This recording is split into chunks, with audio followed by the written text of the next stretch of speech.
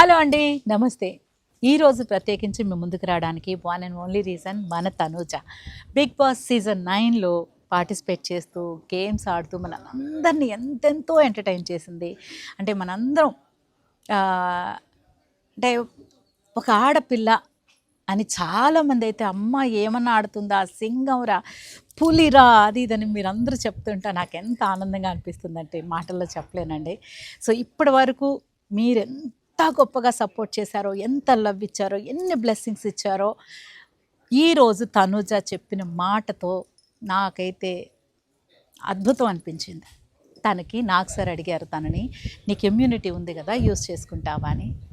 తనుజ ఏం చెప్పింది, no sir, no, నేను ఆడియన్స్ ఓటింగ్తోనే వెళ్తాను, ఆడియన్స్ సపోర్ట్తోనే వెళ్తాను, వాళ్ళ మాట మీదే నేను ఉంటాను అని గట్టిగా చెప్పింది.